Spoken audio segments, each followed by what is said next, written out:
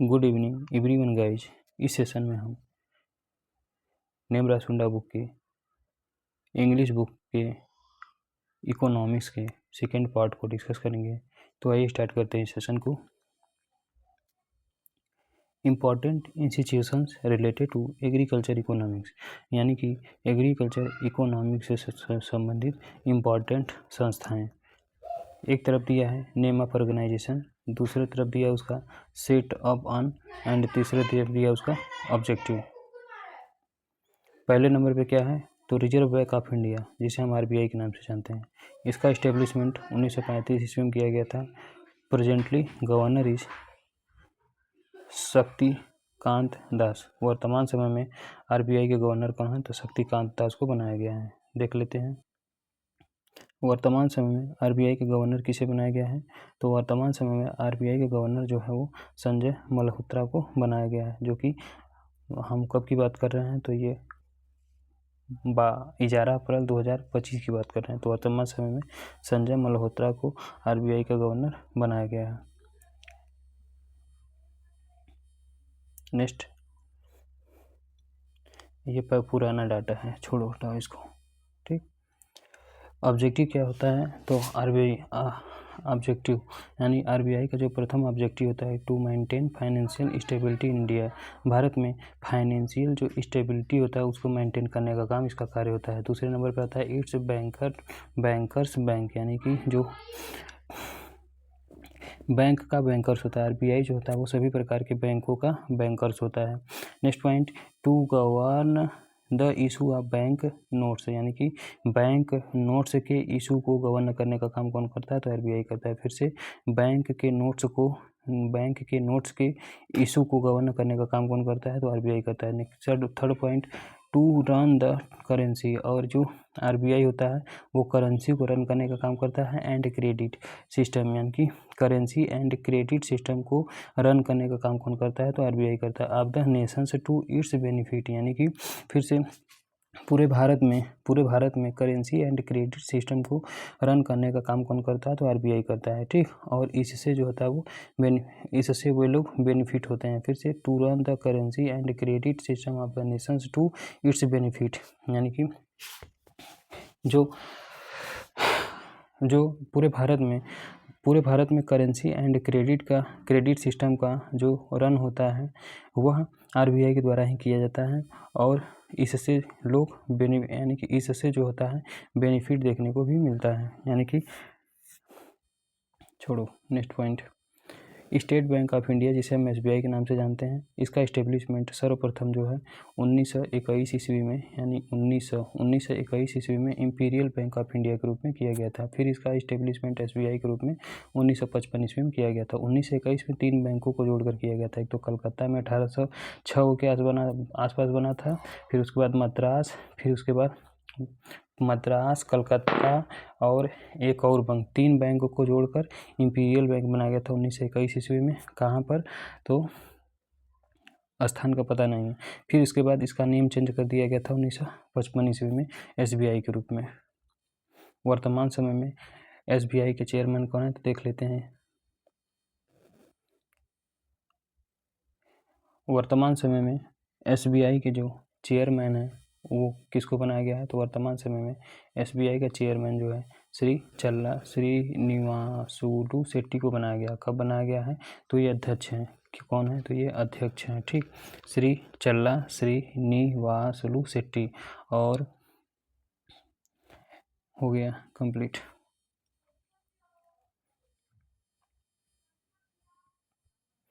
ये यहाँ पर क्या दिया है तो यहाँ पर ये गलत दिया है। ठीक, इसको काटो पटाख से, ये गलत दिया है। और इसका इस्टेब्लिशमेंट 1955 ईस्वी में हुआ था।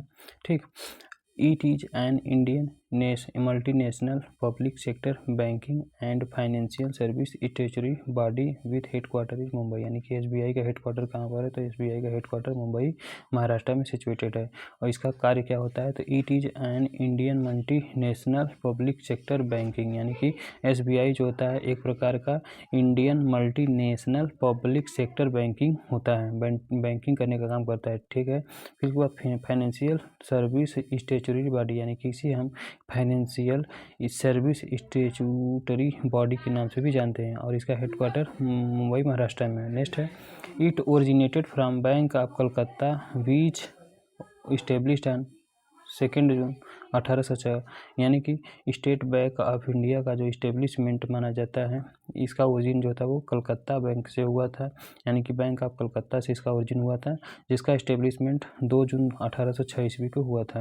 यानी 3 बैंकों को जोड़कर इंपीरियल बैंक बना था। इसके पहले हम कहानी बता चुके हैं। It is larger Indian bank, यानी कि भारत का सबसे बड़ा बैंक कौन सा होता है, तो भारत का सबसे बड़ा जो होता है बैंक होता है आपका SBI होता है। नेक्स्ट क्या है, तो अगले नंबर पे दिया है, दूसरे नंबर पे क्या दिया है, तो दूसरे नंबर पे दिया है एगमार्क। एगमार्क का इस्टेब्लिशमेंट कब हुआ था, तो एगमार्क का इस्टेब्लिशमेंट 1937 ईस्वी को हुआ था। और एगमार्क का फुल फॉर्म क्या होता है, तो एगमार्क का फुल फॉर्म होता है एग्रीकल्चर मार्केटिंग, यानी एगमार्क का फुल फॉर्म क्या होता है, तो एगमार्क का फुल फॉर्म होता है एग्रीकल्चर मार्केटिंग होता है। लेकिन कहीं कहीं पर एग्रीकल्चर कोऑपरेटिव फेडरेशन ऑफ, यानी agriculture cooperative marketing federation of India के नाम से इसे जाना जाता है। This mark indicate the purity and quality of agricultural product, यानी कि जो एगमार्क होता है वो एग्रीकल्चरल प्रोडक्ट के प्योरिटी एंड क्वालिटी को इंडिकेट करने के लिए मार्क लगाता है। यानी कि जो एक मार्क होता है यह किसी भी एग्रीकल्चरल प्रोडक्ट के उसकी प्योरिटी एंड क्वालिटी को इंडिकेट करने के लिए चिन्हित करने का काम करता है या फिर मार्क लगाने का काम करता है। This label is given under central agricultural produce grading and marketing act 1937, यानी कि जो ये लेबल दिया जाता है या किसके अंतर्गत लेबल दिया जाता है, तो यह लेबल दिया जाता है central agricultural produce.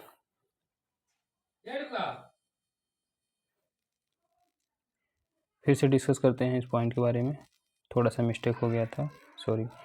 Agriculture marketing, यानी कि एक मार्क का फुल फॉर्म क्या होता है, तो एक मार्क का फुल फॉर्म होता है AG से हो जाएगा एग्रीकल्चरल एंड मार्क से हो जाएगा मार्केटिंग। और इसका इस्टेब्लिशमेंट 1937 ईस्वी में किया गया था। और इसका जो ऑब्जेक्टिव क्या होता है, तो एग्रीकल्चर मार्केटिंग का जो ऑब्जेक्टिव होता है वो प्रथम ऑब्जेक्टिव है, this mark indicates the purity and quality of agricultural product, यानी कि जो एग्रीकल्चरल प्रोडक्ट होता है उसको उसके प्योरिटी एंड क्वालिटी को इंडिकेट करने के लिए यह मार्क लगाने का काम करता है। सेकेंड है this label is given under central agricultural produce in bracket grading and marketing act 1977, यानी कि यह 1937 है, सॉरी, यानी कि यह लेबल जो है कि इसके अंतर्गत लगाया जाता है, तो यह लेबल जो था वो central agricultural produce in bracket grading and marketing act 1937 के तहत लगाया जाता है। दूसरे नंबर पर आता है इको मार्क। दूसरे नंबर पर क्या दिया है, तो दूसरे नंबर पर दिया है इको मार्क। इको मार्क का इस्टेब्लिशमेंट कब हुआ था, तो इको मार्क का इस्टेब्लिशमेंट सन 1991 ईस्वी में हुआ था। इसका प्रथम ऑब्जेक्टिव क्या है, तो this mark is given to ensure that the product is environmental friendly.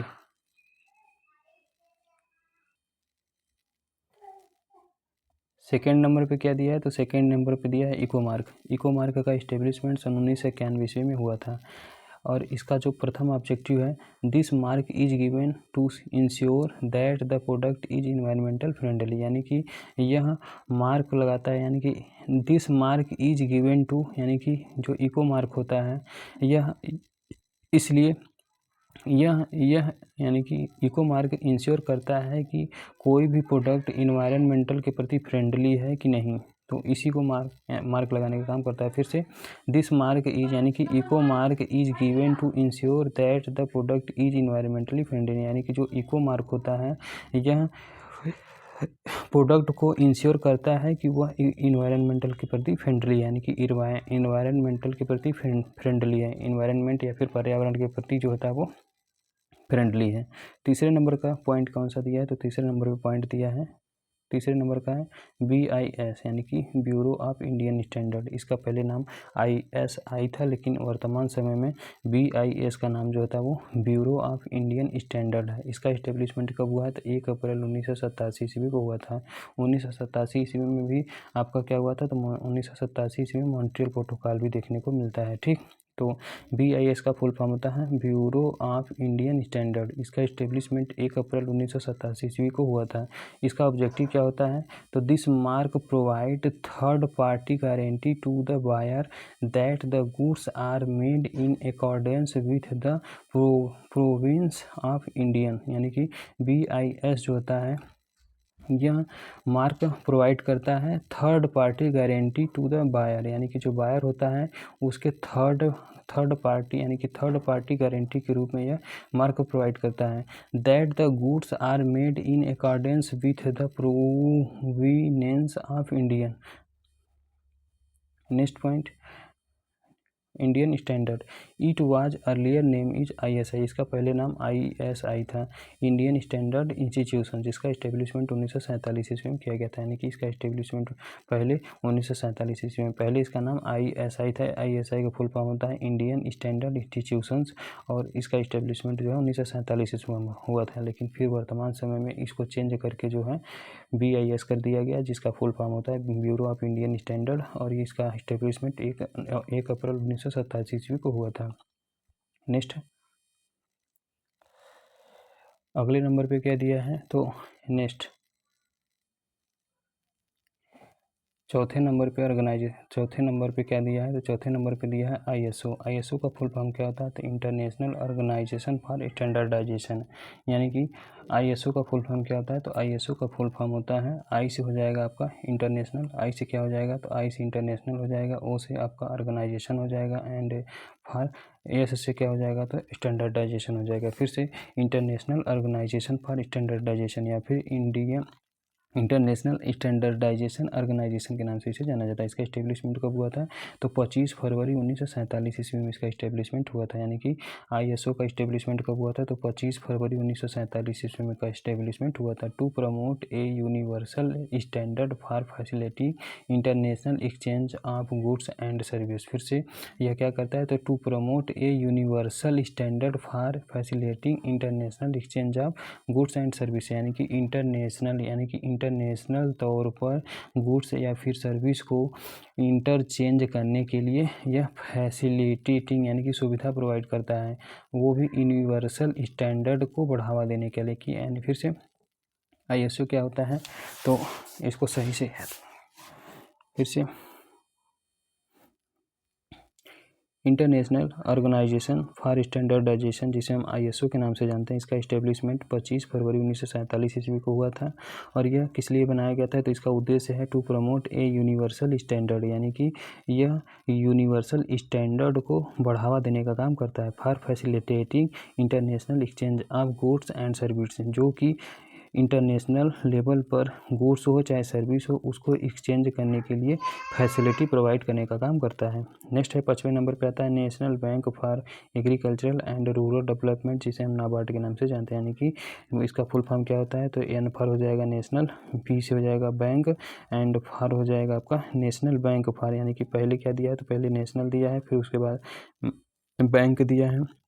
बहुत ही बेसिक डिफरेंस है, यानी कि पहले नंबर पे नेशनल दिया है, ठीक, और दूसरे नंबर पे बैंक दिया है, फिर इसके बाद फॉर एग्रीकल्चर दिया है, फिर इसके बाद A से आपका एंड हो जाएगा, ठीक, फिर R से रूरल हो जाएगा, फिर इसके बाद D से डेवलपमेंट हो जाएगा, फिर से हो गया, यानी कि national bank for agriculture and rural development, ठीक, जिसका इस्टेब्लिशमेंट 12 जुलाई 1982 ईस्वी को हुआ था।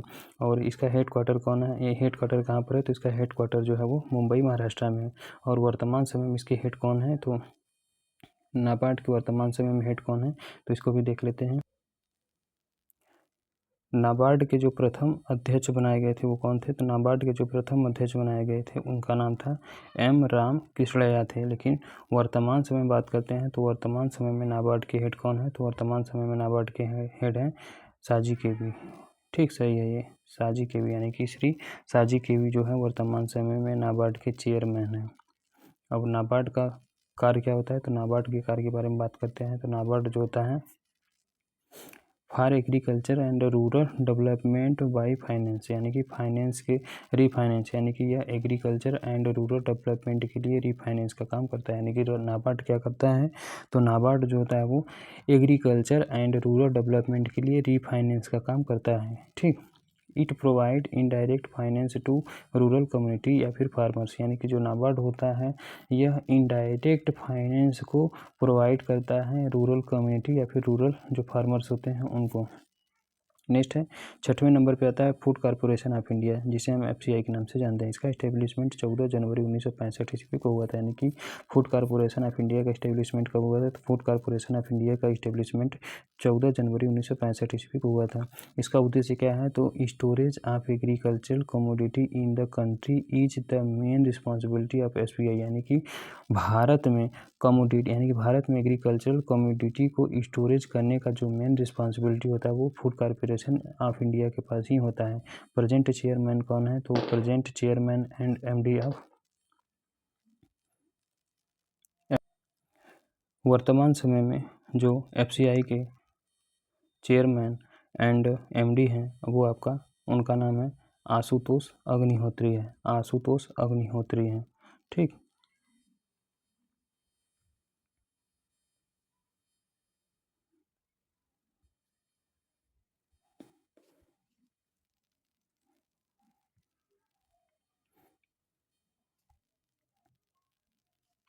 हो गया। 7वें नंबर पे दिया है वर्ल्ड ट्रेड ऑर्गेनाइजेशन, जब जिसे हम WTO के नाम से जानते हैं। और इसका हेडक्वार्टर कहाँ पर है? तो जेनेवा स्विट्जरलैंड में। जहाँ पर भी ऑर्गेनाइजेशन लग जाए वो समझ लीजिए मैक्सिमम या 90% तक उसका ऑर्गेनाइजेशन जो होता है वो स्विट्जरलैंड, जिनेवा स्विट्जरलैंड में ही देखने को मिलता है। इसका इस्टेब्लिशमेंट कब किया गया था? तो इसका इस्टेब्लिशमेंट 1 जनवरी 1995 ईस्वी को हुआ था, यानी कि वर्ल्ड ट्रेड ऑर्गेनाइजेशन का इस्टेब्लिशमेंट कब हुआ था? तो वर्ल्ड ट्रेड ऑर्गेनाइजेशन का इस्टेब्लिशमेंट जो होता है वो 1 जनवरी 1995 ईस्वी को हुआ था। अब हम बात करते हैं क्या होता है, तो it monitors or regulate the encourages international trade, यानी कि जो वर्ल्ड ट्रेड ऑर्गेनाइजेशन होता है यह इंटरनेशनल ट्रेड को इनकरेज करने का काम करता है और फिर इंटरनेशनल ट्रेड को या मॉनिटर या फिर रेगुलेट करने का काम करता है। सेकेंड ऑब्जेक्टिव क्या होता है? तो India was the founder member of World trade organisation, यानी कि वर्ल्ड ट्रेड ऑर्गेनाइजेशन का जो फाउंडर मेंबर कौन सा है? तो यह भारत है, यानी कि भारत वाज यानी कि India was the founder member of World trade organisation, यानी कि वर्ल्ड ट्रेड ऑर्गेनाइजेशन का फाउंडर मेंबर किसे माना जाता है? तो यह इंडिया को ही माना जाता है। It was earlier renamed as General Agreement on Tariffs and Trade, जिसे हम गेट के नाम से जानते हैं, सेटअप ऑन जनवरी 1948 ईस्वी में, यानी कि इसका वर्ल्ड ट्रेड ऑर्गेनाइजेशन का पुराना नाम क्या है? तो गेट होता है। गेट का फुल फॉर्म क्या होता है? तो गेट का फुल फॉर्म होता है एग्रीकल्चर यानी कि general Agreement on Tariffs and trade होता है। फाउंडेड आफ्टर उरुग्वे राउंड और 8th, यानी कि इसका फाउंडेशन कब हुआ था? तो जो वर्ल्ड ट्रेड ऑर्गेनाइजेशंस का फाउंडेशन हुआ था उरुग्वे राउंड 8, यानी कि उरुग्वे राउंड 8 के बाद ही इसका फाउंडेशन हुआ था। नेक्स्ट क्या दिया है? तो अगले नंबर पर दिया 8वें नंबर का पॉइंट दिया नेशनल नियम के नाम से जिसे जानते हैं। नियम का फुल फॉर्म क्या होता है? तो नियम का फुल फॉर्म होता है national institute of agricultural marketing, यानी कि नियम का फुल फॉर्म क्या होता है? तो नियम का फुल फॉर्म होता है national institute of agriculture marketing, जिसका हेडक्वार्टर जयपुर राजस्थान में सिचुएटेड है। इसका इस्टेब्लिशमेंट कब हुआ था? तो इसका इस्टेब्लिशमेंट 8 अगस्त 1988 ईस्वी को इसका इस्टेब्लिशमेंट हुआ था। इसका उद्देश्य क्या होता है? तो to provide specified trainings, educations, consultancy and research in agriculture marketing at national level, यानी कि नेशनल लेवल पर यानी कि जो नियम होता है यह राष्ट्रीय लेवल पर specified training, educations, consultancy and research, यानी कि फिर से sorry to provide specific trainings, educations, consultancy and research in agriculture marketing at national level पर, यानी कि जो नियम होता है वो नेशनल लेवल पर एग्रीकल्चर मार्केटिंग में रिसर्च, एग्रीकल्चर मार्केटिंग्स में स्पेसिफाइड ट्रेनिंग प्रोवाइड करता है, एजुकेशन प्रोवाइड करता है, कंसल्टेंसी प्रोवाइड करता है एंड रिसर्च को प्रोवाइड करने का काम करता है। सेकेंड ऑब्जेक्टिव क्या होता है? इट रीनेम्ड एज चौधरी चरण Singh national institute of agriculture marketing, जिसे हम CCS नियम के नाम से जानते हैं। फिर से इसका नाम वर्तमान समय में क्या हो गया है? तो इस समय इसका नाम जो है यानी कि पहले इसका नाम क्या था? तो इट रीनेम्ड अब इसका नाम क्या हो गया है, तो नियम का नाम चेंज करके वर्तमान समय में कर दिया गया है क्या, तो चौधरी चरण सिंह यानी कि CCS हो गया। फिर इसके बाद national institute of agriculture marketing, कुछ चेंज नहीं किया गया, बस चौधरी चरण सिंह इसके आगे ऐड कर दिया गया नियम के आगे। नेक्स्ट है 9वें नंबर का पॉइंट है ट्राइफेड। ट्राइफेड का फुल फॉर्म क्या होता है, तो ट्राइबल कोऑपरेटिव मार्केटिंग फेडरेशन, यानी कि ट्राइफेड का फुल फॉर्म क्या होता है, तो ट्राइफेड का फुल फॉर्म होता है, टी से हो जाएगा आपका ट्राइबल, आर से हो जाएगा ट्राइबल, यानी कि टी से क्या हो जाएगा, तो ट्रिबल यानी कि फेडरेशन, फेडरेशन हो जाएगा कोऑपरेटिव, ट्राइबल यानी TRI, दो भाग में इसको डिवाइड कर दो भाई, ट्राइफेड को दो भाग में हम डिवाइड कर देंगे, यानी ट्राई से क्या निकलेगा, तो ट्राई से ट्राइबल हो जाएगा, ट्राई से ट्राइबल हो जाएगा। फिर इसके बाद कोऑपरेटिव अलग से ऐड हुआ है, फिर मार्केटिंग भी अलग से ऐड हुआ है, फिर इसके बाद FED से आपका फेडरेशन इसमें ऐड हो गया है, यानी कि ट्राइबल, ट्राई से ट्राइबल हो जाएगा, कोऑपरेटिव मार्केटिंग फेड से फेडरेशन हो जाएगा। और इसका इस्टेब्लिशमेंट 1987 ईस्वी में हुआ था। इसका ऑब्जेक्टिव क्या था, तो to develop the system of marketing of forest product in tribal communities of country, यानी कि भारत देश के ट्राइबल कम्युनिटी में, यानी कि भारत देश के ट्राइबल कम्युनिटी में जो फॉरेस्ट प्रोडक्ट हैं इसके मार्केटिंग सिस्टम को विकसित करने के लिए ट्राइफेड को विकसित किया गया है। 10वें नंबर का क्या है, तो 10वें नंबर पे आता है अपेदा। अपेदा का फुल फॉर्म क्या होता है, तो अपेदा का फुल फॉर्म होता है A फॉर एग्रीकल्चरल हो जाएगा, एंड P फॉर हो जाएगा प्रोसीड, एंड E फॉर हो जाएगा प्रोसीड फूड प्रोडक्ट, यानी कि प्रोसीड, यानी कि A से आपका एग्रीकल्चरल हो जाएगा, सॉरी बहुत ही बेसिक डिफरेंस है भाई, A से आपका एग्रीकल्चरल हो जाएगा, एंड P से तीन नेम आया है, यानी P से क्या हो जाएगा, तो P से प्रोसीड फूड प्रोडक्ट हो जाएगा। अब फिर इसके बाद E से आपका एक्सपोर्ट हो जाएगा, फिर D से डेवलपमेंट हो जाएगा, फिर A से अथॉरिटी हो जाएगा, यानी कि agricultural and proceed food product एक ही में आ जाएगा। फिर उसके बाद एक्सपोर्ट डेवलपमेंट अथॉरिटी, इसका हेडक्वार्टर कहाँ पर है, तो इसका हेडक्वार्टर न्यू दिल्ली में। और इस्टेब्लिशमेंट कब हुआ था, तो अपेदा का इस्टेब्लिशमेंट फरवरी 1986 ईस्वी में हुआ था, यानी कि अपेदा का इस्टेब्लिशमेंट कब हुआ था, तो अपेदा का इस्टेब्लिशमेंट फरवरी 1986 ईस्वी में हुआ था। इसका ऑब्जेक्टिव क्या है, तो to enhance export of proceed agricultural product, यानी कि जो प्रोसीड एग्रीकल्चरल प्रोडक्ट है उसके एक्सपोर्ट को बढ़ावा देना इसका मुख्य उद्देश्य होता है। नेक्स्ट अगले नंबर पे क्या दिया है, तो 11वें नंबर पे दिया है नाफेड। नाफेड का फुल फॉर्म क्या होता है, तो N फॉर हो जाएगा नेशनल, A फॉर हो जाएगा एग्रीकल्चरल, ठीक। इसके बाद कोऑपरेटिव मार्केटिंग अलग से लग गया है, फिर इसके बाद फेडरेशन, यानी कि नाफेड का फुल फॉर्म क्या होता है, तो नाफेड का फुल फॉर्म होता है N फॉर नेशनल हो जाएगा, A फॉर एग्रीकल्चरल हो जाएगा, फिर इसके बाद कोऑपरेटिव मार्केटिंग अलग से ऐड हो जाएगा, और FED से आपका फेडरेशन हो जाएगा। इसका हेडक्वार्टर कहाँ पर है, तो नाफेड का भी हेडक्वार्टर आपका न्यू दिल्ली है, और अपेदा का भी हेडक्वार्टर न्यू दिल्ली ही है। और इसका इस्टेब्लिशमेंट कब हुआ था, तो नाफेड का भी इस्टेब्लिशमेंट 1958 ईस्वी को हुआ था।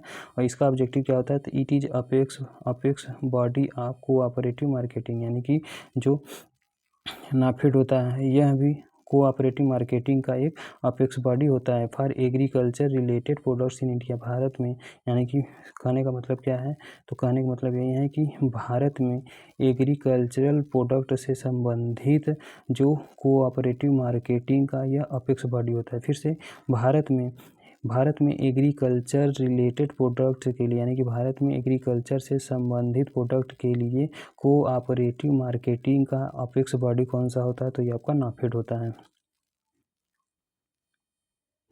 इसके बाद क्या दिया है, तो 12वें नंबर पे दिया है डायरेक्टोरेट ऑफ मार्केटिंग एंड ठीक, यानी कि इसको हम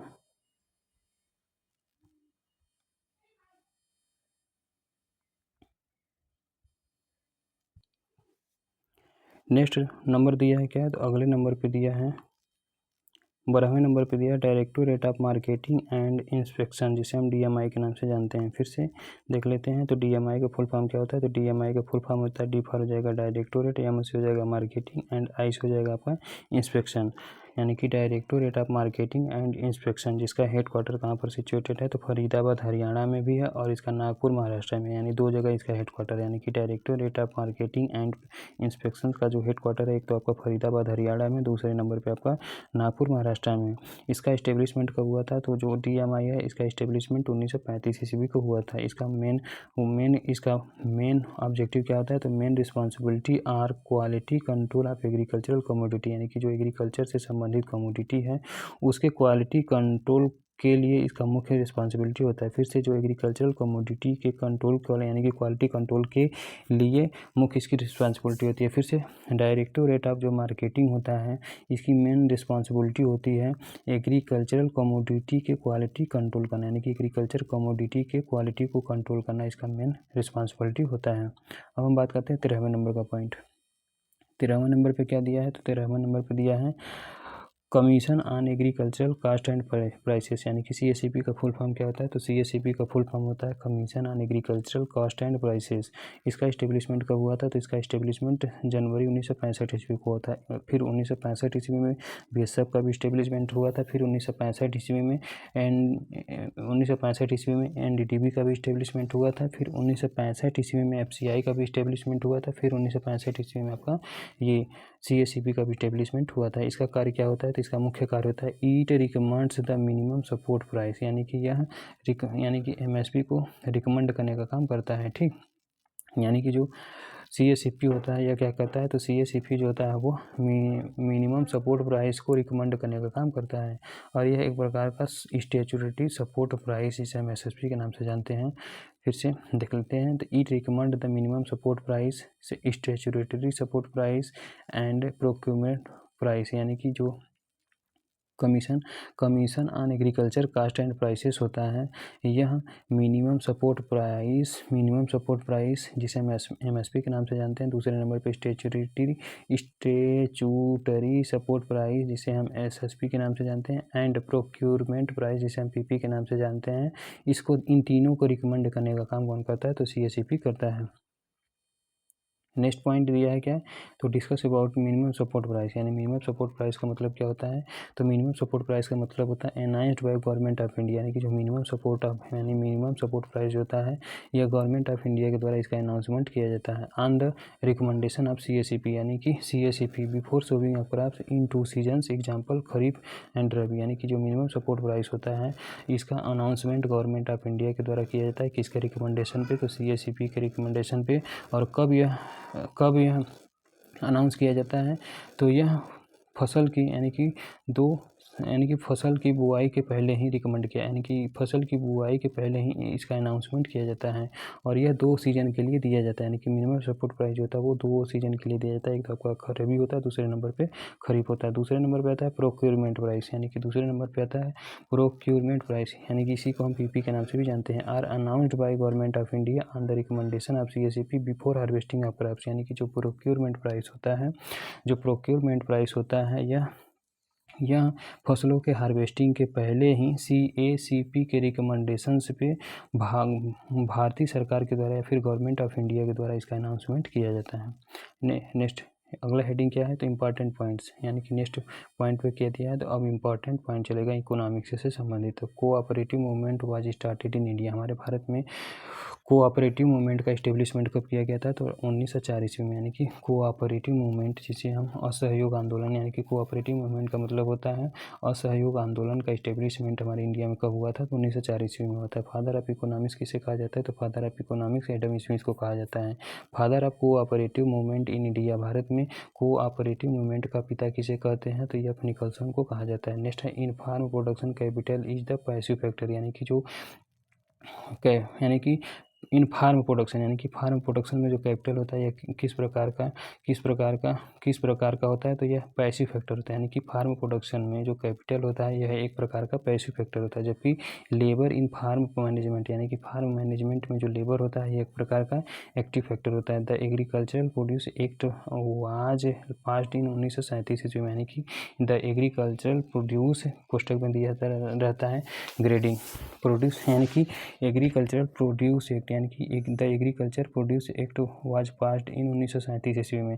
एक mark established in the year 1937 ईस्वी में, यानी कि एग्रीकल्चरल प्रोड्यूस एक्ट भी पास हुआ था 1937 ईस्वी में और एक मार्क भी इस्टेब्लिश्ड किया गया था 1937 ईस्वी में। दोनों का ईयर सेम है, यानी कि एक तो आपका एग्रीकल्चरल प्रोड्यूस एक्ट है जो कि 1937 ईस्वी में बना था, फिर उसके बाद एक मार्क का इस्टेब्लिशमेंट 1937 ईस्वी में हुआ था। दोनों का हेडक्वार्टर कहाँ पर है, तो नागपुर महाराष्ट्र में सिचुएटेड है। दोनों का हेडक्वार्टर नागपुर महाराष्ट्र में सिचुएटेड है। अगले नंबर पे आता है प्लानिंग कमीशन इस्टेब्लिश्ड इन 15 मार्च 1950 ईस्वी में है। यानी कि प्लानिंग कमीशन का इस्टेब्लिशमेंट कब हुआ था? तो प्लानिंग कमीशन का इस्टेब्लिशमेंट 15 मार्च 1950 ईस्वी को हुआ था। VAT का मतलब क्या होता है? तो वैल्यू एडेड टैक्स होता है और यह एक प्रकार का इनडायरेक्ट टैक्स होता है। नेक्स्ट है एग्रीकल्चर ईयर जो होता है कब से कब तक मनाया जाता है? तो एग्रीकल्चर ईयर जो होता है 1 जून से लेके 31 मई तक मनाया जाता है। यानी कि एग्रीकल्चर ईयर कब से कब तक होता है? तो जो कृषि वर्ष होता है या फिर एग्रीकल्चर ईयर होता है ये 1 जून से लेके 31 मई तक होता है। यानी कि 1 जून से लेके 31 मई तक होता है, यानी बरसात का महीना। जबकि फाइनेंशियल ईयर कब से होता है? तो फाइनेंशियल ईयर जो होता है वो 1 अप्रैल से लेके 31 मार्च तक होता है। यानी कि जो फाइनेंशियल ईयर होता है ये आपका 1 अप्रैल से लेके 31 मार्च तक होता है। ठीक, मार्च अप्रैल मई, यानी कि खाली मई का गैप होता है, दोनों के बीच में मई का गैप होता है। पहले आपका फाइनेंशियल ईयर रहता है 1 अप्रैल से लेके 31 मार्च तक, 1 अप्रैल से लेके 31 मार्च तक। फिर उसके बाद जो एग्रीकल्चर ईयर रहता है यह आपका 1 जून से लेके 31 मई तक चलता है। यानी पूरे साल भर का वर्ष होता है ना, मई का गैप रहता है बीच में बस। यानी कि मार्च से अप्रैल, फिर अप्रैल से नहीं, मई कहाँ गैप है भाई, मई ले लिया है इसमें, सॉरी। यानी कि पहले मार्च से अप्रैल तक हो गया, यानी कि 31 मार्च से लेके 1 अप्रैल तक जो होता है फाइनेंशियल ईयर होता है। फिर 31 मई से, मार्च के बाद अप्रैल, अप्रैल के बाद मई आता है, तो फिर मई से 31 मई से 1 जून तक, यानी 31 मई से 1 जून तक एग्रीकल्चर ईयर होता है। दोनों सटा ही हुआ है, यानी कि मार्च से 31 मार्च से लेके 1 अप्रैल तक, यानी कि 31 मार्च से सॉरी 1 अप्रैल से लेके, ठीक, जो शुरू वाला ईयर्स रहता है उसमें 1 अप्रैल लिया जाता है, जो लास्ट वाला ईयर होता है वो 31 मार्च लिया जाता है। तो 1 अप्रैल से लेके 31 मार्च तक आपका फाइनेंशियल ईयर होता है। फिर इसके बाद शुरुआत में जो 1 जून होता है, 1 जून से लेके जो साल का अंतिम वर्ष होता है 31 मई तक क्या होता है? तो एग्रीकल्चर ईयर होता है। कोई भी गैप नहीं है, दोनों सेम पे है। ठीक, बस जान लीजिए कि एग्रीकल्चर वाला जो होता है वो जब बरसात शुरुआत होता है तभी मनाया जाता है एग्रीकल्चर वाला, और उसके पहले जो होता है वो आपका फाइनेंशियल ईयर होता है। नेक्स्ट है demand for luxurious good is more elastic, यानी कि लग्जरियस गुड के लिए जो डिमांड होता है वो मोर इलास्टिक होता है। फिर से लग्जरियस गुड के लिए जो डिमांड होता है वो मोर इलास्टिक होता है, ज़्यादा इलास्टिक होता है। जबकि डिमांड फॉर नेसेसरी कमोडिटी, यानी कि जो आवश्यक कमोडिटी होता है उसके लिए डिमांड कैसा होता है? तो इन इलास्टिक होता है। फिर से नेसेसरी कमोडिटीज़ के लिए जो डिमांड होता है वो इन इलास्टिक होता है। One of the important fixed cost on farm, यानी कि फार्म पर एक महत्वपूर्ण फिक्स कास्ट कौन सा होता है? तो लैंड का रेंट होता है। फिर से one of the important fix cost on farm, यानी कि फार्म पर एक महत्वपूर्ण फिक्स कास्ट कौन सा होता है? तो ये आपका लैंड का रेंट होता है, ये फिक्स होता है। यानी कि फार्म पर एक महत्वपूर्ण फिक्स कास्ट कौन सा होता है? तो लैंड का रेंट होता है। द नेक्स्ट क्वेश्चन है the demand of agricultural products in general आपका इनइलास्टिक होता है। यानी कि the demand of agricultural products in general, यानी सामान्यतः जो एग्रीकल्चर का प्रोडक्ट होता है इसका डिमांड कैसा होता है? तो इनइलास्टिक होता है। फिर से सामान्य रूप से देखा जाए तो एग्रीकल्चरल प्रोडक्ट का जो डिमांड होता है वो इनइलास्टिक के अंतर्गत आता है। नेक्स्ट है the price elasticity of demand for good food grain is relatively inelastic, यानी कि फूड ग्रेन के लिए जो प्राइस इलास्टिसिटी ऑफ डिमांड होता है वो रिलेटिवली इनइलास्टिक के अंतर्गत आता है। फिर से the price elasticity of demand for food grain, यानी कि फूड ग्रेन के लिए जो प्राइस इलास्टिसिटी ऑफ डिमांड होता है वो रिलेटिवली इनइलास्टिक के अंतर्गत आता है। नेक्स्ट है Indian economy is concerned with mixed type, यानी कि भारत की जो अर्थव्यवस्था होती है एक किस प्रकार की अर्थव्यवस्था होती है? तो भारतीय अर्थव्यवस्था एक प्रकार की मिक्स अर्थव्यवस्था के अंतर्गत आती है। और भारतीय जो होता है वो किस कंट्री के अंतर्गत आता है? तो एक होता है विकसित और एक होता है विकासशील। तो हमारा भारत जो होता है वो विकसित देश के अंतर्गत आता है, ना कि विकासशील देश के अंतर्गत। नहीं विकसित नहीं, डेवलप्ड। ठीक, हमारा देश जो होता है, सॉरी कन्फ्यूजन है इसमें, छोड़ो। द पीरियड है 5 ईयर प्लान इज इंडिया, यानी कि 12वीं पंचवर्षीय योजना का वर्ष कब से कब तक था? तो 12वीं पंचवर्षीय योजना का जो 12वीं पंचवर्षीय योजना का समय कब से कब तक था? तो 12वीं पंचवर्षीय योजना 2012 से लेकर 2017 तक था। Risk is minimised in diversified farming, यानी कि जो रिस्क होता है वो सबसे कम देखने को मिलता है। यानी कि risk is minimised in diversified farming, यानी कि जो रिस्क होता है इसको कम किया जा सकता है किसी में? तो डाइवर्सिफाइड फार्मिंग, यानी कि डाइवर्सिफाइड फार्मिंग में रिस्क को कम किया जाता है या फिर मिनिमाइज किया जा सकता है। नेक्स्ट है short term credit facility is given for the purpose of crop production, यानी कि जो शॉर्ट टर्म क्रेडिट की फैसिलिटी होती है यह किस पर्पज से दिया जाता है, तो यह क्रॉप के प्रोडक्शन के पर्पज से दिया जाता है। नेक्स्ट है finance is provided by land development bank long term loan, यानी कि जो फाइनेंस यानी कि लैंड डेवलपमेंट बैंक के द्वारा जो फाइनेंस प्रोवाइड किया जाता है वो किस प्रकार का लोन होता है, तो लॉन्ग टर्म लोन होता है। फिर से लैंड डेवलपमेंट या फिर भूमि विकास बैंक के द्वारा जो फाइनेंस प्रोवाइड किया जाता है वो लॉन्ग टर्म लोन के अंतर्गत आता है, जो कि कोई मशीनरी या फिर महंगा इक्विपमेंट खरीदने के लिए दिया जाता है। नेक्स्ट क्वेश्चन है retail market are considered to be perfect market, यानी कि जो रिटेल मार्केट होता है इसको हम किसके अंतर्गत रखते हैं, तो परफेक्ट मार्केट के अंतर्गत रखा जाता है। फिर से रिटेल मार्केट को ही परफेक्ट मार्केट के अंतर्गत रखा जाता है। When marginal utility zero total utility is maximum, जहाँ पर मार्जिनल यूटिलिटी जीरो होती है, यानी जहाँ पर मार्जिनल यूटिलिटी यानी कि जहाँ पर मार्जिनल यूटिलिटी जीरो होती है वहीं पर टोटल यूटिलिटी जो होता है वो मैक्सिमम हो जाता है। बहुत सही यार, जब मार्जिनल यूटिलिटी जीरो होती है तो उस समय टोटल यूटिलिटी जो होता है वो आपका मैक्सिमम हो जाता है, ये इसको ऐसे ही रट लो। नेक्स्ट क्वेश्चन क्या कह रहा है, तो अगला क्वेश्चन कह रहा है principle of equi marginal returns is applied when resource are limited, यानी कि principle of equi marginal returns is applied when resource are limited, यानी कि principle of equi marginal returns कब अप्लाइड किया जाता है, जब रिसोर्स जो होते हैं वो लिमिटेड होते हैं। At present the farming system of India has become market oriented, यानी कि वर्तमान समय में भारत में जो फार्मिंग सिस्टम है किसके अंतर्गत आता है, तो यह मार्केट ओरिएंटेड के अंतर्गत आता है। नेक्स्ट है the U shape of cost curve could be best explained by the law of variable properties, यानी कि the U shape of cost curve could be best explained by the law of variable property, यानी कि U shape का जो cast curve होता है, यानी कि U शेप का जो कास्ट कर्व होता है यह किस नियम के द्वारा बहुत ही अच्छे से समझाया जा सकता है, तो उत्तर है इसका वेरिएबल प्रॉपर्टी के द्वारा। नाबार्ड का इस्टेब्लिशमेंट कब हुआ था, तो नाबार्ड का इस्टेब्लिशमेंट 12 जुलाई 1982 को हुआ था with the recommendation of Sivaraman committee, यानी कि नाबार्ड में यस जोड़ दो, बस नाबार्ड में यस लास्ट में जोड़ दो, उसी से रिकमेंडेशन चल रहा है। तो किसके रिकमेंडेशन पे नाबार्ड को बनाया गया था, तो सीवारामन कमेटी के द्वारा बनाया गया था। आर क्राफी कार्ड यानी कि सीवारामन कमेटी को और किस नाम से जाना जाता है, तो सीवारामन कमेटी को जो है क्राफी कार्ड कमेटी के नाम से जाना जाता है। फिर से नाबार्ड का इस्टेब्लिशमेंट 12 जुलाई 1982 ईस्वी को हुआ था, किसके रिकमेंडेशन पे, तो लास्ट में यस लगा दीजिए, तो यही से सीवारामन कमेटी निकल के चलाएगा। और यह क्राफी कार्ड कमेटी यानी कि सीवारामन कमेटी को हम क्राफी कार्ड कमेटी के नाम से भी जानते हैं। क्राफी कार्ड का फुल फॉर्म क्या होता है, तो क्राफी कार्ड का जो फुल फॉर्म होता है वो आता है committee to review agreements arrangements, यानी कि committee to review arrangements for institutional credit in agriculture and rural development in 1979 under the chairpersonship of Shri B Sivaraman, यानी कि श्री बी सीवारामन चेयरमैनशिप के अंतर्गत 1979 ईस्वी में क्राफी कार्ड का इस्टेब्लिशमेंट किया गया था। और क्राफी कार्ड का फुल फॉर्म होता है कमेटी टू रिव्यू अरेंजमेंट, यानी committee to review arrangement for institutional, यानी कि committee to review arrangement for institutional credit in agricultural and rural development in 1979 हो गया complete.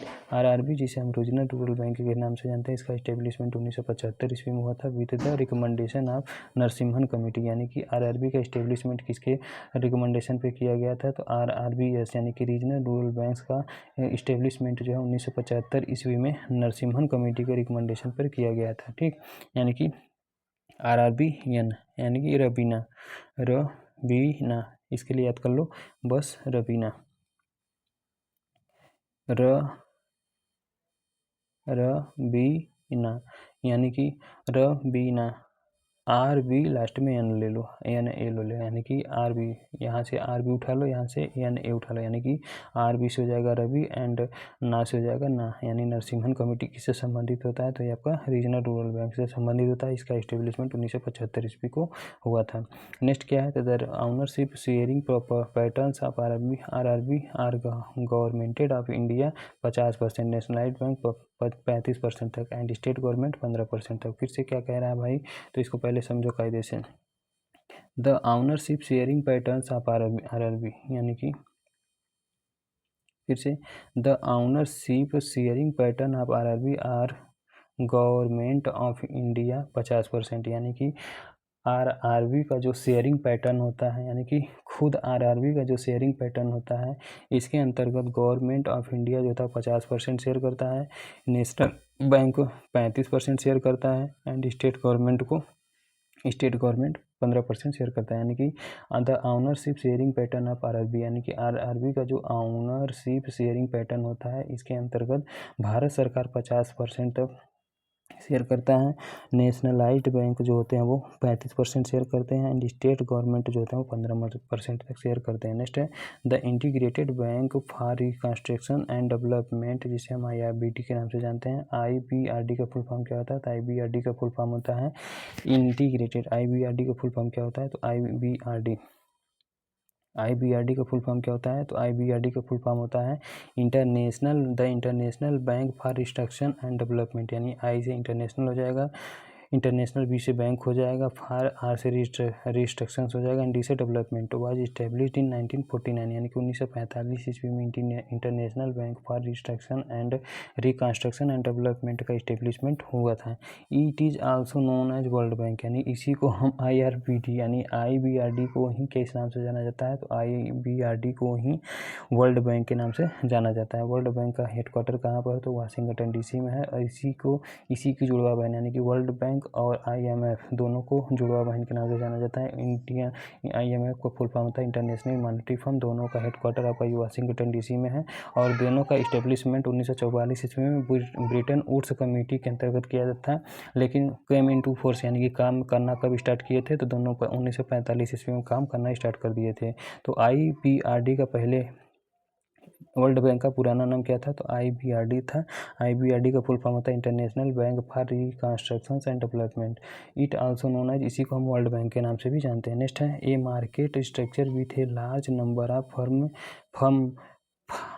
Firms selling differentiated product is called monopolistic competition, यानी कि monopolistic competition का मतलब क्या होता है, market structure with a large number of firms selling differentiated product is called monopolistic competition, यानी कि मोनोपोलिस्टिक कंपटीशन का मतलब क्या होता है, ए मार्केट स्ट्रक्चर, यानी कि वह मार्केट स्ट्रक्चर जहां पर बहुत ही अधिक मात्रा में, यानी बहुत ही अधिक संख्या में केवल बेचने वाले होते हैं, ठीक, और बेचने वाले होते हैं, यानी कि वह मार्केट स्ट्रक्चर जहां पर विभिन्न प्रोडक्ट को बेचने वाले, यानी कि विभिन्न प्रकार के प्रोडक्ट को बेचने वालों की संख्या ज़्यादा होती है, यानी कि वह मार्केट स्ट्रक्चर जहाँ पर किसी प्रोडक्ट को या फिर विभिन्न प्रकार के प्रोडक्ट को बेचने वालों की संख्या ज़्यादा होती है, तो इस प्रकार के स्ट्रक्चर को ही मोनोपोलिस्टिक कंपटीशन के नाम से जानते हैं, यानी बेचने वाले अधिक होते हैं और खरीदने वाले कम होते हैं, तो उसे हम मोनोपोलिस्टिक कंपटीशन के अंतर्गत रखते हैं। Most important principles in farm management is done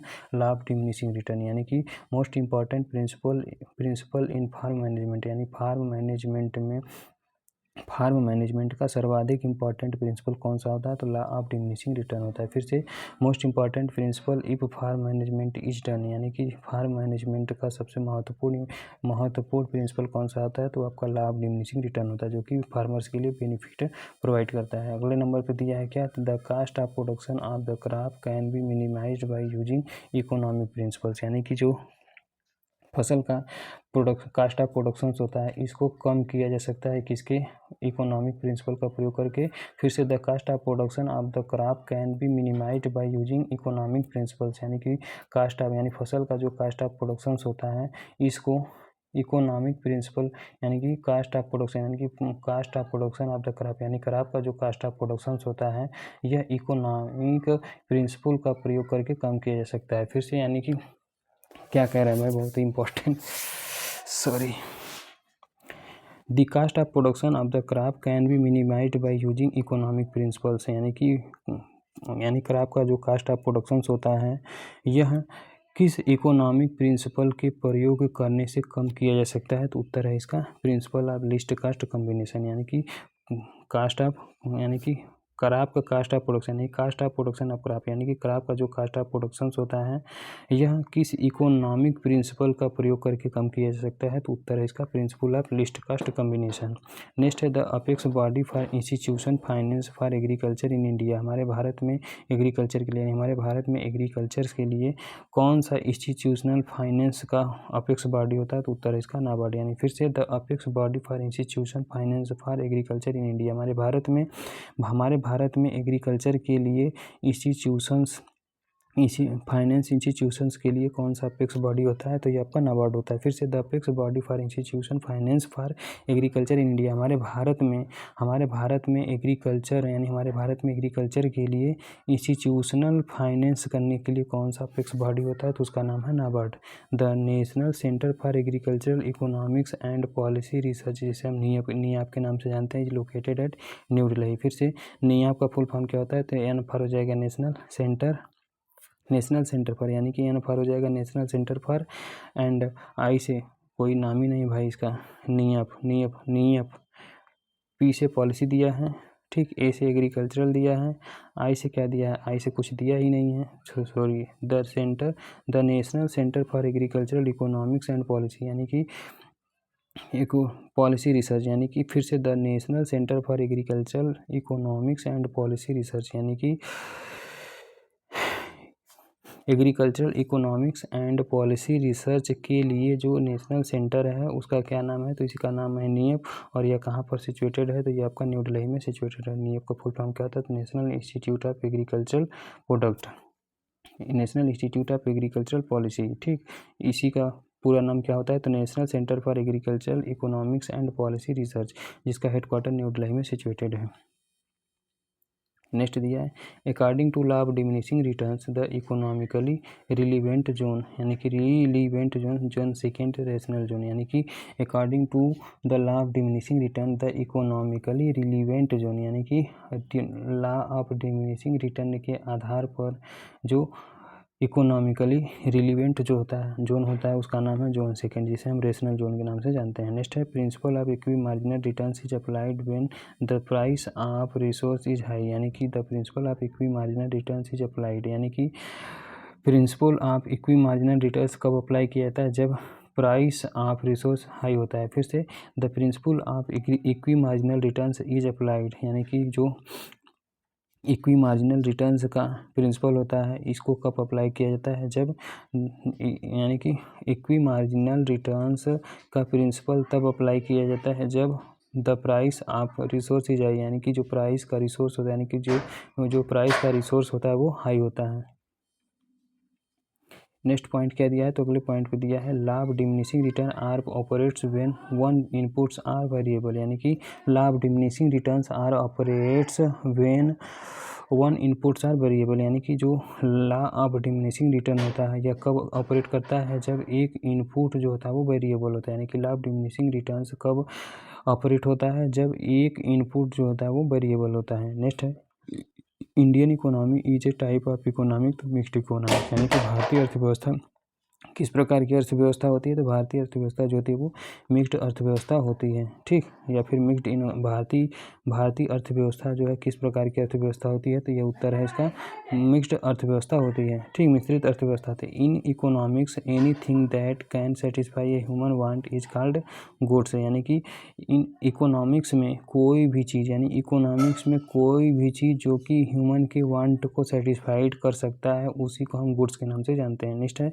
in economics cash is a working capital, यानी कि इकोनॉमिक्स में कैश क्या होता है। तो इकोनॉमिक्स में जो कैश होता है यह वर्किंग कैपिटल के नाम से जाना जाता है। फिर से इकोनॉमिक्स में जो कैश होता है इसी को हम वर्किंग कैपिटल के नाम से जानते हैं। नेक्स्ट है all possible combination of two inputs capable of producing same level of output that is called isoquant, यानी कि क्या कह रहा है यह All possible combination of two inputs capable of producing same level of output refers to ISO point। यानी कि सभी प्रकार के जो पॉसिबल कॉम्बिनेशन हैं जो कि टू इनपुट्स यानी कि फिर से all possible combination of two inputs यानी कि दो इनपुट्स के सभी पॉसिबल कॉम्बिनेशन जब एक ही आउटपुट पर यानी कि जब सेम लेवल ऑफ आउटपुट पर प्रोड्यूस होने की कैपेसिटी रखते हैं तो उसी को आइसो पॉइंट के नाम से जाना जाता है। फिर से all possible combination of two inputs capable of producing same level of outputs यानी कि जब दो इनपुट्स के सभी पॉसिबल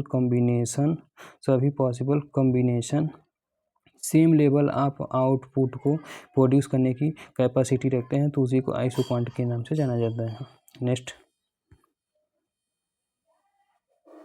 नेक्स्ट पॉइंट दिया है all possible combination of two inputs which can be purchased with a given amount of fund refers to iso cost line यानी कि all possible combination of two inputs which can be purchased with a given amount of fund refers to iso cost line. फिर से दो inputs के all possible combinations जब खरीदे जाते हैं कहाँ पर, तो एक दिए गए अमाउंट के फंड पर यानी कि एक गिवन अमाउंट ऑफ फंड यानी कि एक दिए गए अमाउंट के फंड पर जब दो इनपुट्स के ऑल पॉसिबल कॉम्बिनेशन परचेज्ड होते हैं तो इस प्रकार के कास्ट को क्या कहते हैं, तो आइसो कास्ट लाइन के नाम से जाना जाता है। फिर से all possible combination of two inputs which can be purchased with a given amount of fund यानी कि दो इनपुट्स के ऑल पॉसिबल कॉम्बिनेशंस जब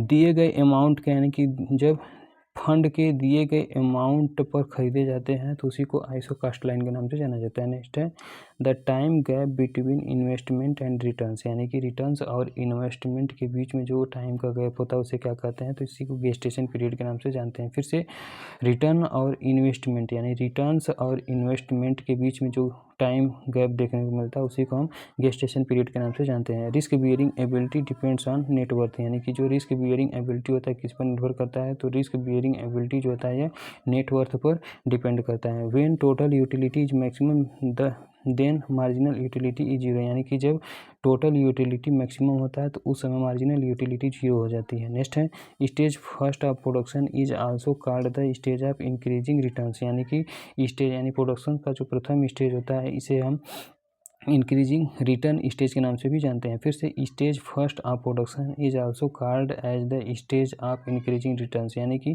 प्रोडक्शन का जो स्टेज फर्स्ट होता है इसे हम इंक्रीजिंग रिटर्न्स स्टेज के नाम से भी जानते हैं यानी इंक्रीजिंग रिटर्न स्टेज के नाम से भी जानते हैं। नेक्स्ट है in the case of fruits and vegetables the marketed surplus is nearly 80% यानी कि फ्रूट्स एंड वेजिटेबल के केस में यानी फ्रूट्स एंड वेजिटेबल के केस में जो मार्केटेड सरप्लस होता है वो लगभग 80% के आसपास होता है। मार्केटेड सरप्लस का मतलब उगायो फार्मर्स कोई प्रोडक्ट उगाता है और फिर उसे पूरा ले जाकर बेच देता है तो उसी का रेशियो पूछ रहा है तो कितना होता है, तो जो in case of fruits and vegetable यानी फ्रूट्स एंड वेजिटेबल के केस में जो मार्केटेड सरप्लस होता है वो कितने के आसपास होता है, तो 80% के आसपास होता है। नेक्स्ट है the income elasticity of demand for inferior goods यानी इन्फीरियर गुड्स के लिए यानी कि इन्फीरियर गुड्स के लिए जो इनकम इलास्टिसिटी ऑफ डिमांड होता है वो निगेटिव होता है। फिर से इन्फीरियर गुड के लिए जो इनकम इलास्टिसिटी ऑफ डिमांड होता है वो निगेटिव होता है। नेक्स्ट है the income elasticity of demand for Giffen goods यानी गिफन गुड्स के लिए जो इनकम इलास्टिसिटी ऑफ डिमांड होता है वो निगेटिव होता है। फिर से इन्फीरियर गुड्स के लिए निगेटिव होता है एंड गिफन गुड्स के लिए भी निगेटिव होता है। नेक्स्ट है in the monopoly market there one seller of the produce यानी कि मोनोपोली मार्केट्स में क्या देखने को मिलता है, तो जब बेचने वाला यानी कि प्रोड्यूस को बेचने वाला केवल एक होता है तो उसी को हम मोनोपोली मार्केट के नाम से जानते हैं। फिर से जब किसी प्रोड्यूस को बेचने वाला सेलर एक ही होता है यानी कि जब किसी प्रोड्यूस को बेचने वाला सेलर एक ही होता है तो उसे मोनोपोली मार्केट के नाम से जानते हैं। नेक्स्ट है when there is a only one buyer of the product the market referred termed as monopoly market यानी कि जब किसी मार्केट में खरीदने वाला केवल एक होता है और बेचने वाले बहुत सारे होते हैं तो इस प्रकार के मार्केट को हम मोनोपोली मार्केट के नाम से जानते हैं। नेक्स्ट पॉइंट ओलिगोस्पोनी मार्केट का मतलब क्या होता है? तो ओलिगोस्पोनी मार्केट का मतलब होता है only few buyers are present in the market, यानी कि जब मार्केट्स में केवल कुछ ही खरीदने वाले पाए जाते हैं तो उसी को हम ओलिगोस्पोनी मार्केट के नाम से जानते हैं। फिर से जब किसी मार्केट में खरीदने वाले कुछ ही मात्रा में उपस्थित रहते हैं, यानी कि जब किसी मार्केट में खरीदने वाले कुछ ही संख्या में उपस्थित रहते हैं तो उसी को हम ओलिगोस्पोनी मार्केट के नाम से जानते हैं। नेक्स्ट है ओलिगोपॉली मार्केट किसे कहते हैं? तो only few sellers are available in market, यानी कि जब किसी मार्केट में केवल कुछ ही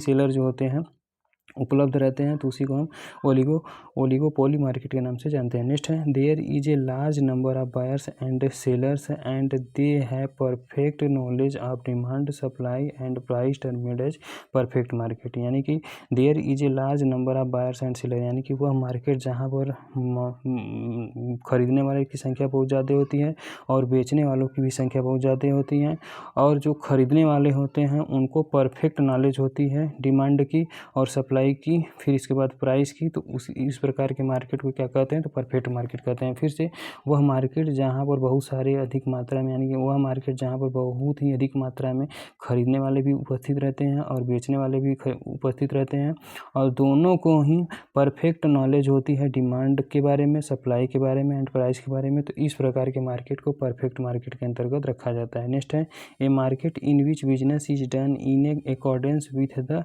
rules and regulation is called regulated market, यानी कि वह मार्केट जहाँ पर बिजनेस जो होता है वो रूल्स और रेगुलेशंस के आधार पर किया जाता है तो उस प्रकार के मार्केट को हम रेगुलेटेड मार्केट के नाम से जानते हैं। फिर से a market in which business is done in accordance with the rules and regulations, यानी कि वह मार्केट जहाँ पर बिजनेस या फिर व्यापार किसी रूल्स और रेगुलेशंस के माध्यम से किया जाता है तो इस प्रकार के मार्केट को ही हम रेगुलेटेड मार्केट के अंतर्गत रखते हैं। नेक्स्ट है the cost involved in moving the product from the point of production to point of consumption is called marketing cost, यानी कि क्या कह रहा है? the cost involved in moving the product from the point of production to point of consumption is called marketing cost। फिर से the cost involved in moving the product from the point of production to point of consumption, यानी कि the cost involve in moving the product, यानी कि product को moving, यानी product के moving के लिए जो कास्ट इन्वॉल्व रहता है।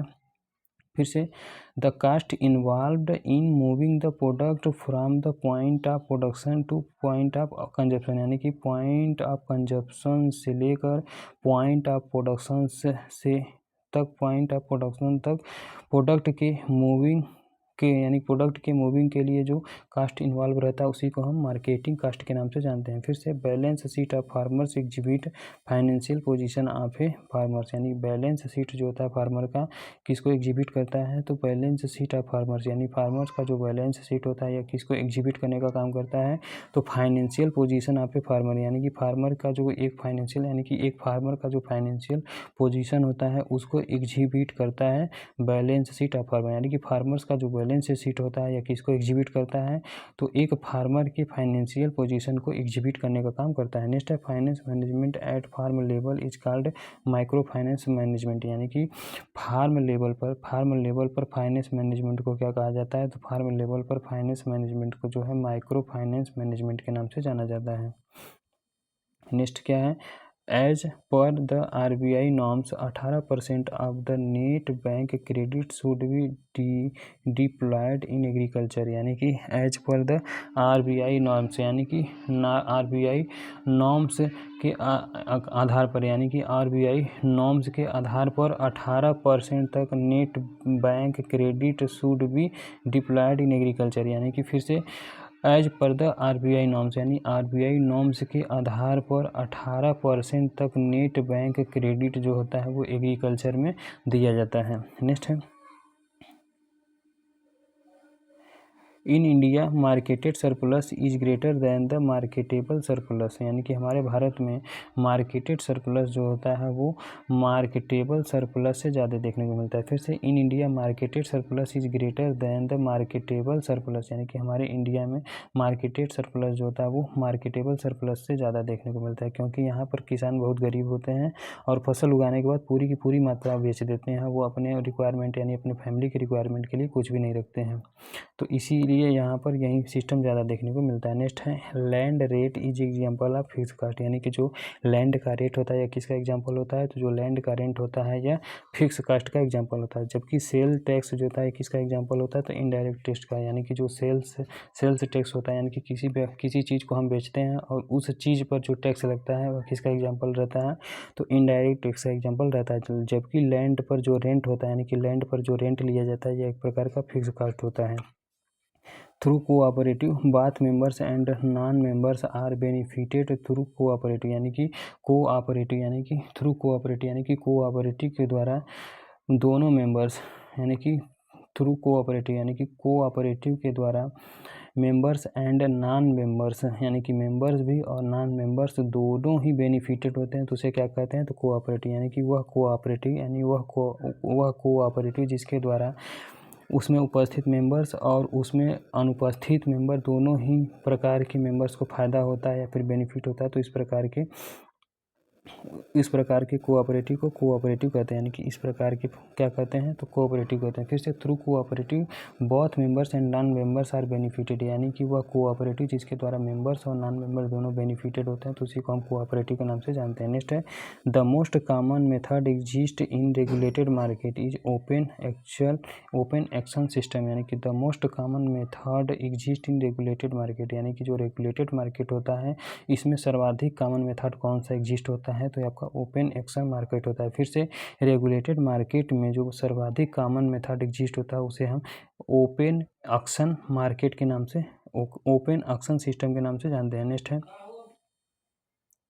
अगला है the technique which protest the traders from extreme falls in price is known as hedging, यानी कि the technique which protect the traders from extreme falls in price is known as hedging, यानी कि वह technique जिसमें price के false, फिर से the technique which protect the traders from extreme falls in price, यानी कि वह technique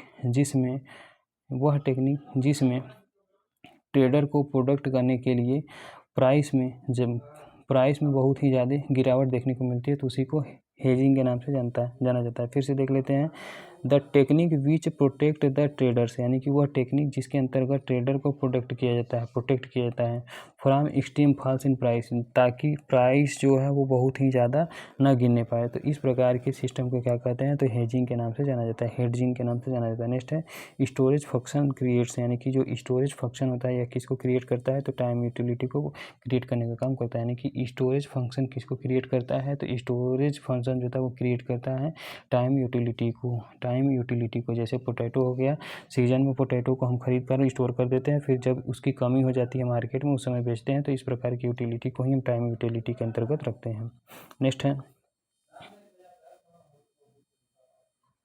next point when one enterprise neither aids nor hinders the production of another enterprise the enterprise relationship is known as supplementary, यानी कि when one enterprise neither aids nor hinders the production of another enterprise the enterprises relationship is known as supplement, यानी कि जब एक enterprise को add करने से या फिर ऐड न करने से जो प्रोडक्शंस में, फिर से when one enterprise neither adds nor hinders the production of another enterprise the enterprise relationship is known as supplementary, यानी कि जब किसी एक इंटरप्राइज को हम ऐड करते हैं तो उससे प्रोडक्शंस में जो भी यानी कि वह प्रोडक्शंस को बढ़ाने का काम करता है। नहीं, फिर से जब किसी इंटरप्राइज, यानी कि जब एक इंटरप्राइज में हम किसी एक इंटरप्राइज, ठीक, when one enterprise neither aids nor hinders the production of another enterprise, यानी कि when one enterprise neither aids nor hinders the production of another enterprise the enterprise relationship is known as supplementary. यानी कि जब एक enterprise को न तो add करने से और यानी कि जब एक इंटरप्राइज को ऐड न करने से दूसरे इंटरप्राइज पर जो है अन्य इंटरप्राइज का जो प्रोडक्शन होता है बढ़ जाता है। फिर से जब एक इंटरप्राइज को ऐड करने से जब एक के द्वारा यानी कि जब एक के इंटरप्राइज में किसी भी प्रकार का एडिंग न करने से और दूसरे प्रकार के प्रोडक्शंस में यानी दूसरे प्रकार के इंटरप्राइज में जो है अपने आप जो है प्रोडक्शन बढ़ जाए, तो इस प्रकार के सिस्टम को ही किस रिलेशनशिप के नाम से जानते हैं? सप्लीमेंट, यानी सप्लीमेंट कर देता है। यानी कि जो ऐड करता है उसको किसी भी प्रकार का फ़ायदा नहीं होता है, लेकिन जो दूसरा व्यक्ति रहता है उसको फ़ायदा हो जाता है, तो उसी को सप्लीमेंट्री इंटरप्राइज के अंतर्गत रखते हैं। नेक्स्ट है the percentage expenditure on luxurious commodity increase as income increases. यानी फिर से बहुत क्वेश्चन है इसमें। The percent expenditure on luxurious commodity increases at income increases. यानी कि the percentage expenditure on luxurious commodity, यानी लग्जीरियस कमोडिटी पर जो परसेंटेज एक्सपेंडिचर होता है, यानी कि लग्जीरियस कमोडिटी पर जो परसेंटेज एक्सपेंडिचर होता है यह इंक्रीज होता है, तब उस समय इनकम भी इंक्रीज होता है। फिर से किसी लग्जीरियस कमोडिटी पर जब प्रतिशत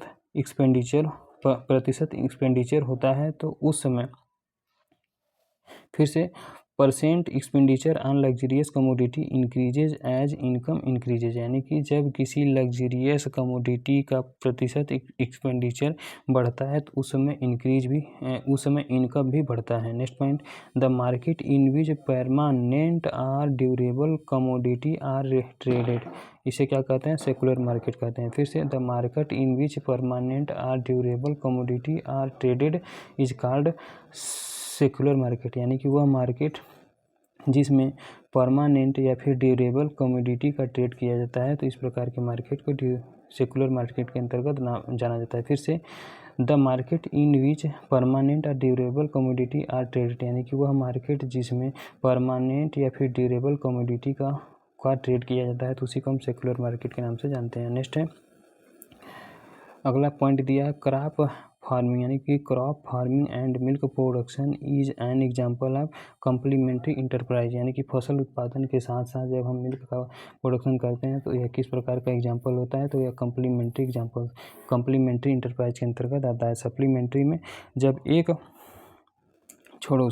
क्रॉप फार्मिंग के साथ साथ जब हम मिल्क प्रोडक्शन करते हैं तो यह किसका एग्जाम्पल होता है? तो यह कम्प्लीमेंट्री का एग्जाम्पल होता है, क्योंकि जब क्रॉप प्रोडक्शन करते हैं तो उससे हम अनाज को ले लेते हैं, फिर इसके बाद जो उसका बाई प्रोडक्ट होता है उसको हम पशु को खिला देते हैं, तो पशु भी खाकर उससे मिल्क प्रोडक्शन होता है। तो इस प्रकार से ही यह कम्प्लीमेंट्री यानी कि कम्प्लीमेंट्री इंटरप्राइज हो गया। नेक्स्ट है in world trade organization non actionable subsidies like those on agriculture research plant protection chemicals and subsidies for ecologically fragile zone are counted under green box. फिर से कितना बचा है? बस ज़्यादा नहीं है भाई, बस थोड़े से हैं।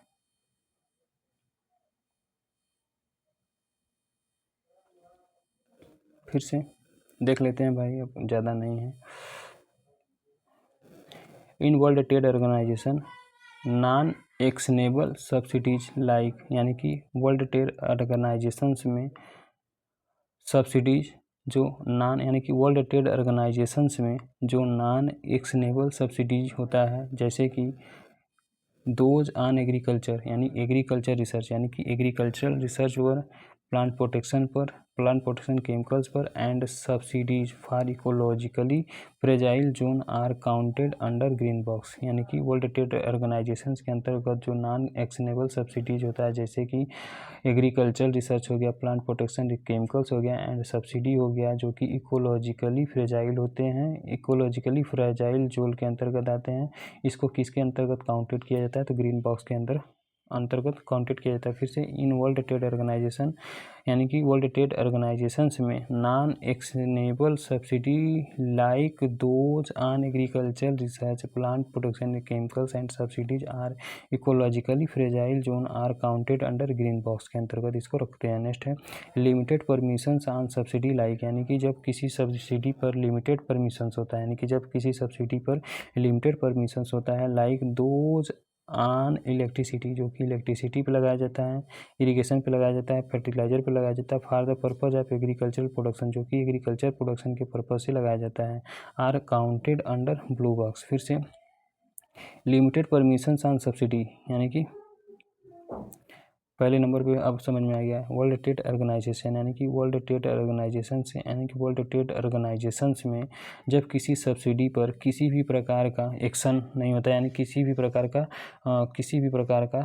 रुकावट नहीं होता है तो जिसके अंतर्गत एग्रीकल्चर यानी कि जब किसी सब्सिडी पर यानी कि वर्ल्ड ट्रेड ऑर्गेनाइजेशंस में सब्सिडी पर जब किसी भी प्रकार का एक्शन नहीं होता है या फिर किसी भी प्रकार का रूल्स रेगुलेशन नहीं होता है जैसे कि एग्रीकल्चर रिसर्च हो गया, प्लांट प्रोटेक्शन हो गया, केमिकल्स हो गया एंड सब्सिडीज फॉर इकोलॉजिकली और यह सब्सिडी जो होता है वो इकोलॉजिकली फ्रेजाइल जोन के लिए दिया जाता है। तो इस प्रकार के यह किसके अंतर्गत आता है तो ग्रीन बॉक्स के अंतर्गत आता है। जबकि लिमिटेड परमिशन ऑन सब्सिडी यानी कि जब किसी सब्सिडी पर लिमिटेड परमिशन के साथ यानी कि जब किसी सब्सिडी पर लिमिटेड परमिशंस होता है जैसे कि इलेक्ट्रिसिटी हो गया, इरिगेशंस हो गया, फर्टिलाइजर्स हो गया तो ये इस पर्पज़ से यानी एग्रीकल्चर प्रोडक्शन के पर्पज़ से इसे किसके अंतर्गत रखा जाता है तो यह ब्लू बॉक्स के अंतर्गत रखा जाता है। Next point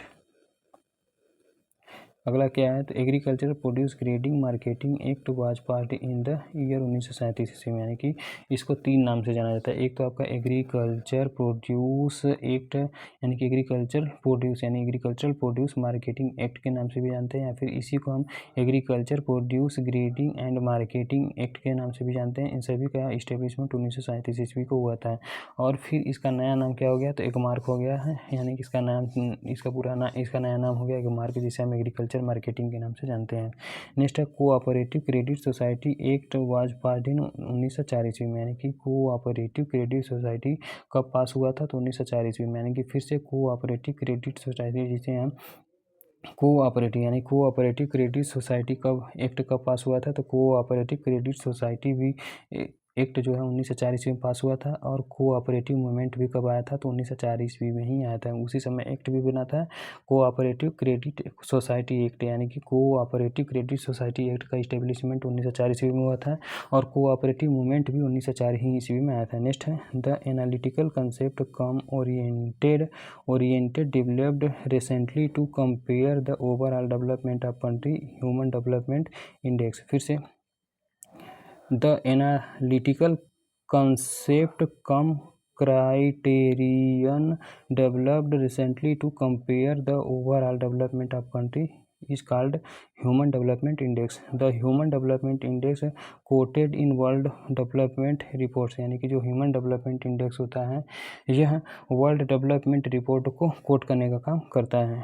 as quantitative measures of country यानी कि यह कंट्री को क्वान्टिटेटिव मेजर करने का काम करता है।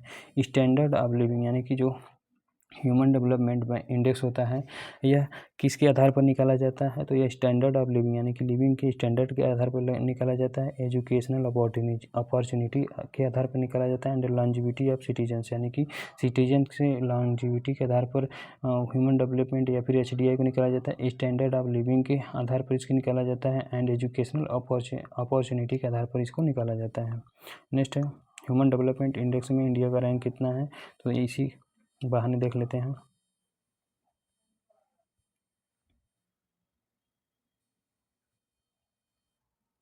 वर्तमान समय में ह्यूमन डेवलपमेंट इंडेक्स में इंडिया का रैंक 134 है वर्तमान समय में। अगला टॉपिक है व्हाट इज GST यानी GST से क्या तात्पर्य है तो हम GST के बारे में थोड़ा सा डिस्कस कर लेते हैं। GST के बारे में क्या दिया है तो GST क्या होता है the goods and service tax यानी GST का फुल फॉर्म क्या होता है तो GST का फुल फॉर्म होता है गुड्स एंड सर्विस टैक्स होता है यानी कि जीएसटी का फुल फॉर्म क्या होता है, तो जीएसटी का फुल फॉर्म होता है the goods and service tax act होता है, where passed in the Lok Sabha on 29 March 2017, यानी कि goods and service tax act कब पास हुआ था, तो यह लोकसभा में 29 मार्च 2017 को पास हुआ था, and came into in effect from 1 जुलाई 2017, और इसका यह केम इनटू फोर्स में कब आया था या फिर इसको लागू कब किया गया था, तो 1 जुलाई 2017 को लागू किया गया था। Goods and service tax law in India is comprehensive multi stage dimensional destination based tax, यानी कि जो गुड्स एंड सर्विस टैक्स का लॉ होता है हमारे भारत में कम्प्रिहेंसिव होता है, मल्टी स्टेज का होता है, डेस्टिनेशन बेस्ड टैक्स होता है, that will be levied on every value additions, यानी कि यह जो होता है एवरी वैल्यू एडिशंस पर इसको बनाया गया है, यानी कि प्रत्येक वैल्यू के एडिशंस पे इसको तैयार किया गया है। Next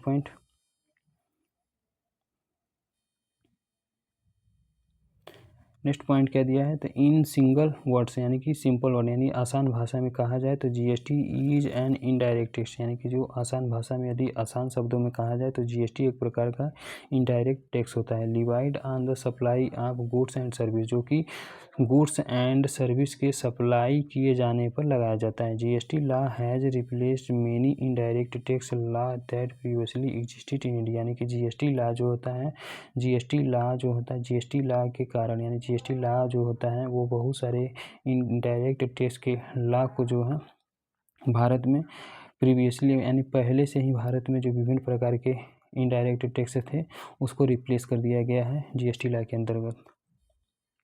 next point, multi stage का मतलब क्या होता है, तो there are multiple change of hand on item goes through a long its supply chain for from manufacture to final sale to the consumers. फिर से एक रीड मान लो बस। मल्टी स्टेज का मतलब क्या होता है, there are multiple change of hands an item, यानी किसी भी आइटम पर जो बहुत सारे चेंजेस देखने को मिलता है, इसीलिए इसे मल्टी स्टेज के नाम से जाना जाता है। Through along its supply chain, इसी को हम सप्लाई चेन के नाम से भी जानते हैं। From manufacture to final sale to consumers, और यह मैन्युफैक्चर से लेके कंज्यूमर से तक, यानी कि from manufacturer to final sale to the consumers, यानी कि जो मल्टी स्टेज होता है इसका मतलब होता है मैन्युफैक्चर से लेके कंज्यूमर तक फाइनल सेल तक लागू होता है यह। नेक्स्ट पॉइंट क्या दिया है, तो अगले पॉइंट पे दिया है सीजीएसटी, यानी कि जो मल्टी स्टेज में क्या क्या आता है, तो मल्टी स्टेज में निम्नलिखित 3 प्रकार का है। जीएसटी कितने प्रकार का होता है, तो जीएसटी 3 प्रकार से लगाया जाता है। एक तो आपका सीजीएसटी होता है, दूसरे नंबर पे एसजीएसटी होता है, तीसरे नंबर पे आईजीएसटी होता है, यानी कि सीएसआई। इसके लिए ट्रिक क्या है, तो उसके लिए ट्रिक है सीएसआई, और जीएसटी तो पहले से ही लगा है। सी से क्या हो जाएगा, तो सी से आपका सीजीएसटी हो जाएगा, एस से आपका एसजीएसटी हो जाएगा, आई से आपका आईजीएसटी हो जाएगा। सीजीएसटी का मतलब क्या होता है, तो collected by the central government on an intra state sales. Example आपका विथ इन राजस्थान, यानी कि इंट्रा, यानी कि जब किसी एक ही राज्य में फिर से सीजीएसटी का मतलब क्या होता है, तो सीजीएसटी का मतलब होता है collected by the central government on an intra state sales, यानी कि एक ही राज्य में जो सेल होता है, एक ही राज्य में सेल जो, यानी कि जो भी प्रोडक्ट एक ही राज्य में सेल होता है उसको जब सेंट्रल गवर्नमेंट कलेक्ट करता है तो उसी को हम सेंट्रल जीएसटी के नाम से जानते हैं। जैसे कि एक ही राज्य के अंतर्गत एग्जांपल में दिया, जैसे राजस्थान के अंदर ही, यानी कि राजस्थान के अंदर ही जब कोई सेंट्रल गवर्नमेंट जीएसटी को कलेक्ट करती है तो उसी को हम सीजीएसटी के नाम से जानते हैं। एसजीएसटी का मतलब होता है collected by the state government on intra state sale, यानी कि जो एक ही राज्य के अंतर्गत विथ इन राजस्थान, यानी कि एक ही राज्य के अंतर्गत जब कोई स्टेट गवर्नमेंट जीएसटी को कलेक्ट करता है तो उसी को हम स्टेट जीएसटी के नाम से जानते हैं। फिर से किसी एक राज्य के अंतर्गत स्टेट गवर्नमेंट के द्वारा कलेक्ट किए जाने वाला जीएसटी आपका एसजीएसटी कहलाता है, जबकि किसी एक ही राज्य में सेंट्रल गवर्नमेंट के द्वारा कलेक्ट किए जाने वाले जीएसटी को हम सेंट्रल जीएसटी के नाम से जानते हैं। नेक्स्ट है आईजीएसटी का मतलब क्या होता है, तो collected by the central government for inter state sale. Example Rajasthan to Gujarat, यानी कि इंटर स्टेट यानी इंटर स्टेट जीएसटी का मतलब क्या होता है? तो इंटर स्टेट जीएसटी का मतलब होता है जब एक राज्य से दूसरे राज्य में, यानी कि एक राज्य से लेकर दूसरे राज्य का, यानी कि collected by the central government for inter state sale, यानी कि एक राज्य से, यानी कि जब किसी भी प्रोडक्ट का सेल एक राज्य से दूसरे राज्य में होता है तो उस प्रकार के प्रोडक्ट से जो सेंट्रल गवर्नमेंट जीएसटी कलेक्ट करती है उसी को हम इंटर स्टेट या फिर उसी को हम इंटर स्टेट जीएसटी के नाम से जानते हैं। जैसे कि राजस्थान से गुजरात, यानी कि राजस्थान से हम कोई प्रोडक्ट गुजरात में ले जाते हैं तो इन दोनों प्रोडक्ट पे लगने वाला जो जीएसटी होता है वो सेंट्रल गवर्नमेंट के द्वारा यदि कलेक्ट किया जाता है तो उसी को हम इंटर स्टेट जीएसटी के नाम से जानते हैं। तो इस सेशन में हमने पूरा इकोनॉमिक्स ख़त्म कर चुके हैं अब। ठीक, थैंक यू एवरीवन गाइज।